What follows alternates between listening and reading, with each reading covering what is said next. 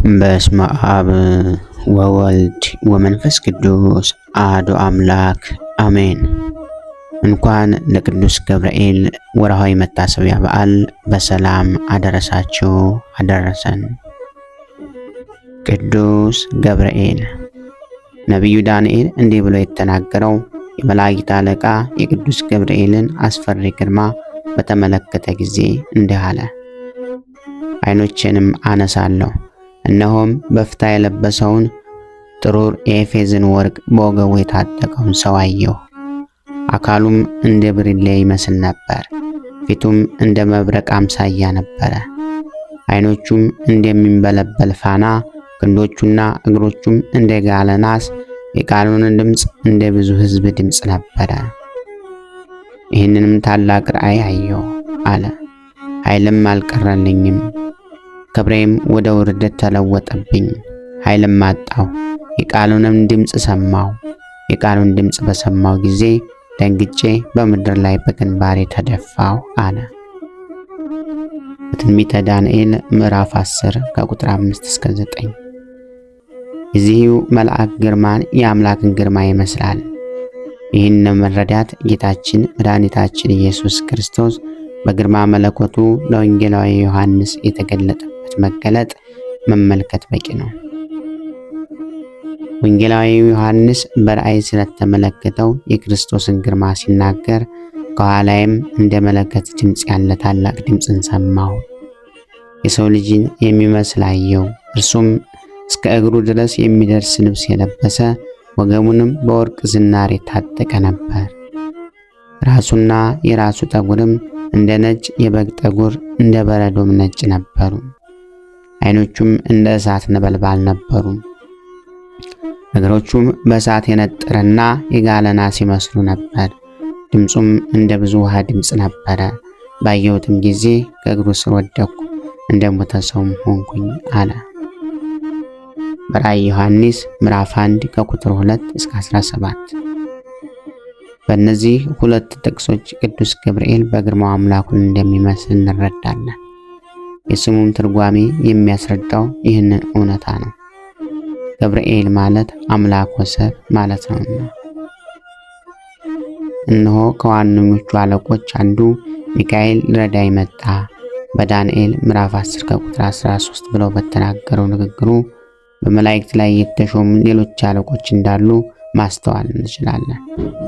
ቅዱስ ጳውሎስም በቅዱሳን መላእክት ዘንድ ስላሉት ነገሮች ሲገልጽ በሰማይ ያለውን፣ በምድር ያለውን፣ የሚታየውንና የማይታየውን፣ መናብርትም ቢሆን አጋዕዝትም ቢሆን መኳንንቱም ቢሆኑ ቀደምትም ቢሆኑ ሁሉም በእጁ ሆነ፣ ሁሉም በእርሱ ለእርሱ ተፈጠረ እንዳለ በቆላስይስ ምዕራፍ 1 ከቁጥር 16 በማለት ይዘረዝራቸዋል። ከዚህ ተነስተን መላእክት በተለያዩ አበይት ነገሮች የተከፈሉና ለእያንዳንዱም ነገድ የራሱ የሆነ አለቃ እንዳለው ማስተዋል እንችላለን። ቅዱስ ገብርኤልም ከነዚህ አበይት የመላእክት ነገዶች መካከል አንዱ የሆነው አርባብ ወይም አጋዕዝት ወይም ጌቶች በሚባለው አብይ ነገድ ላይ የተሾመ ሲሆን ከበታቹም የሚመራቸው 10 ነገደ መላእክቶች አሉ። ቅዱሳን መላእክት በቅዱስ ሚካኤል ፊት አውራሪነት የሰው ልጆች ጠላት የሆነውን ዲያብሎስን ተዋግተው ድል ከመንሳታቸው አስቀድሞ ቅዱስ ገብርኤል እንደ አምላክ ሊመለክ የወደደውን ሳጥናኤልን አይዟችሁ ፈጣሪያችን ፈጥሮ አይጥረንምና እስከምናገኘው እስከምናውቀው ድረስ በያለንበት ንቁም በበህላዊ እስከንረክብ አምላክነ እንዳለ አክሲማሪዎስ ገጽ 35 በማለት መላእክት ያረጋጋ መልአክ ነው። ነቢዩ ኢሳይያስ በሰማያት የሳጥናኤል ትዕቢትና ውድቀት ምን እንደሚመስል ሲጽፍልን አንተ በንጋት የሚወጣ አጥቢያ ኮከብ ሆይ እንዴት ከሰማይ ወደቅ? ወደ አሕዛብ መልእክትን የላከ አንተ ሆይ እንዴት እስከ ምድር ድረስ ተቀጠቀጥክ? አንተም በልብህ ወደ ሰማይ አረጋለሁ፣ ዙፋኔንም ከእግዚአብሔር ከዋክብት በላይ ከፍ ከፍ አደርጋለሁ፣ በልዑልም እመሰላለሁ አልህ። ዛሬ ግን ወደ ሲኦል ትወድቃለህ፣ ወደ ምድር ጥልቅም ትወርዳለህ እንዳለው በኢሳይያስ ምዕራፍ 14 ከቁጥር 16። ይህን በማለት ገለጠልን። ወደ ምድር የጣሉት በመላእክት አለቃ በቅዱስ ሚካኤል መሪነት እነ ቅዱስ ገብርኤል ነበሩ። ቅዱስ ገብርኤል በብሉይ ኪዳን በቅድስና ሕይወት ለተጋውና በገዢዎች ዘንድ የእግዚአብሔር ቅዱስ መንፈስ ያደረበት ለነቢዩ ዳንኤል ማስተዋልና ጥበብን የሰጠ መልአክ ነበረ። ለዚህ ነቢይ እግዚአብሔር አምላክ የሰው ልጆችን ከሰይጣንና ከሞት ባርነት ነፃ ሊያወጣቸው ሰው እንደሚሆንና ሰማይና ምድርን አሳልፎ በቅዱሳን ላይ ነግሶ እንደሚኖር በምሳሌ ገልጾ ያስተማረው መልአክ ነው። በዳንኤል ምዕራፍ 9 ከቁጥር 21 እስከ 22 አቤቱ እርዳታው ከአንተ ዘንድ የሆነለት በልቡም የላይኛውን መንገድ የሚያስብ ሰው ብፁዕ ነው። በለቅሶ ሸለቆ በወሰንካቸው ስፍራ የሕግ መምህር በረከትን ይሰጣልና። በመዝሙረ ዳዊት ምዕራፍ 83 ከቁጥር 5 እስከ 6 እንዳለው በቅድስና ሕይወት በማጽናታቸው ምክንያት ቅዱስ ገብርኤል መምህር የሆናቸው ቅዱሳን ብዙዎች ናቸው። የኛ እውቀት በሰማያት ከተመው ካሉት ቅዱሳን መላእክት እውቀት ጋር ሲነጻጸር እኛን እንደ ሕፃናት ያደርገናል። እኛ የእነርሱን እውቀት ገንዘባችን የምናደርገው በትንሣኤ ነው። ስለዚህ ቅዱስ ጳውሎስ ዛሬ በመስታወት በድንግዝግዝ እንደምናይ ነን፣ ያን ጊዜ ግን ፊት ለፊት እናያለን። አሁን በከፊል ኋላ ግን እንዴት ተገለጠልኝ መጠን ሁሉን አውቃለሁ እንዳለ አንደኛ ቆሮንቶስ ምዕራፍ 13 ከቁጥር 12። ስለዚህ እውቀታችን የተሟላ እንደሆነና ሰይጣንን ለመቃወም እንድንበቃ የቅዱሳን መላእክት የእውቀት ድጋፍ በእጅጉ ያስፈልገናል። ምክንያቱም ከኛ ይልቅ ሳጥናኤልን የሚያውቁት እነርሱ ናቸውና። እንዲህም ስለሆነ ጌታችን በእውቀታቸው እኛን እንዲረዱን ለእያንዳንዳችን ጠባቂ መላእክትን ሰጠን። በማቴዎስ ወንጌል ምዕራፍ 18 ከቁጥር 10፣ በሉቃስ ወንጌል ምዕራፍ 13 ከቁጥር 6 እስከ 9 ቅዱስ ገብርኤልን ቅዱሳን የሆኑ ዘንድ ለተጠሩት መንፈሳዊ እውቀቱን የሚያካፍላቸው መልአክ ብቻ አይደለም፣ እግዚአብሔር በመገዛታቸው ምክንያት ከአላውያን ገዢዎች ከሚደርስባቸው መከራም የሚታደጋቸው መልአክ ነው።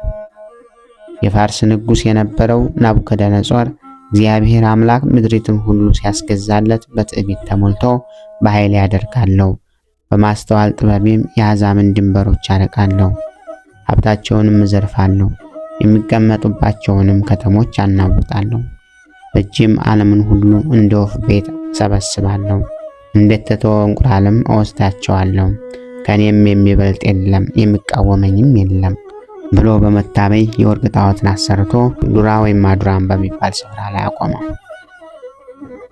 በግዛቱ ልዩ ልዩ የስልጣን እርከን ላይ ያሉ ሹማምንቶችና ገዢዎችን ሰበሰባቸው። የመለከትና የእምቢልታ የመሰንቆና የክራር የበገናና የዋሽንትንም የዘፈንን ሁሉ ድምፅ በሰማችሁ ጊዜ ወድቃችሁ ንጉሡ ናቡከደነፆር ላቆመው ለወርቁ ምስል ስገዱ፣ ወድቆም ለማይሰግድ በሚነድ እሳት እቶን ውስጥ ይጣላል ብሎ አዋጅ አስነገረ። ይህን አዋጅ የሰሙ የንጉሥ ሹማምንት ሁሉ የመለኮቱና የእምቢልታው እንዲሁም የዘፈን ድምፅ በተሰማ ጊዜ ተደፍተው ለወርቁ ምስል ሰገዱ። አዛርያ ወይም ሲድራቅ፣ አናንያ ወይም ሚሳቅ፣ ሚሳኤል ወይም አብደናጎ ግን ንጉሡ ላቆመው ምስል አልሰገዱም። ነገር ሰሪዎች ይህን ወሬ ለንጉሡ ነገሩት። ንጉሡም እጅግ ተቆጥቶ ወደ እነርሱ አስጠራቸው። እርሱ ላቆመው ለወርቅ ምስል ያልሰገዱ እንደሆነ እጅና እግራቸውን ታስረው ወደ እቶን እሳት እንደሚጣሉ አስጠነቀቃቸው። ሰለስቱ ደቂቅ ግን ናቡከደነፆር ሆይ በዚህ ነገር እንመልስልህ ዘንድ አንፈልግም።